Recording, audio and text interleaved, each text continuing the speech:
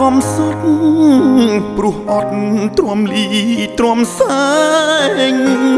ក្រោមថ្ងៃក្តៅហែង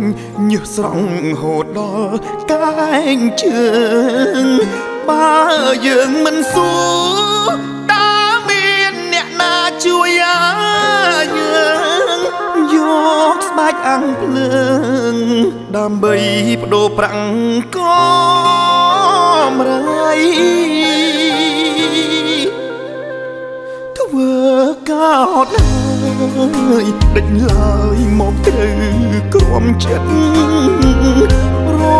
ពុនក្បត់ផិតគំនិតលួចលាក់វិវេងំប្រដប់ទេតើមានក្បោះញាតមិត្តណាទេមានត្រឹមចង់អេហេតុអ្វីចង់បាំងដល់មិនរឿងធំប៉ុនភ្នំតែម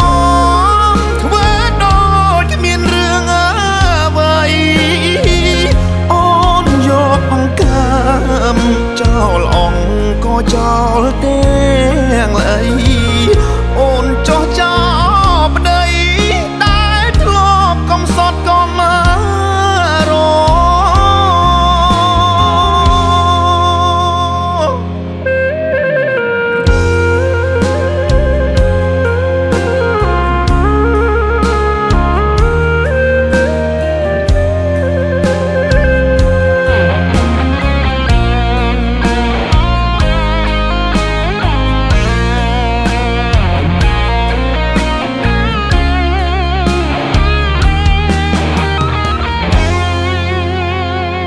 ករកោតហើយដេញឡើយមកត្រូវក្រំចិត្តរពុនក្បត់ផិតគំនិតលួចលាក់វិវេងំប្រដប់ទេតើមានក្បោះញាតមិត្តណាទេ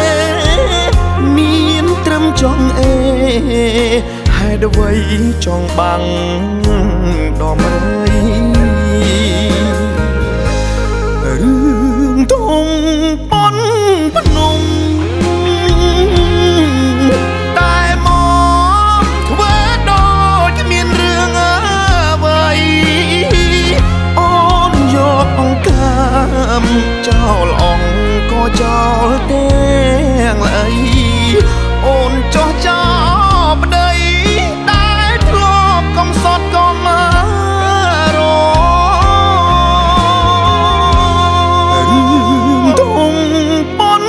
ភ្នំ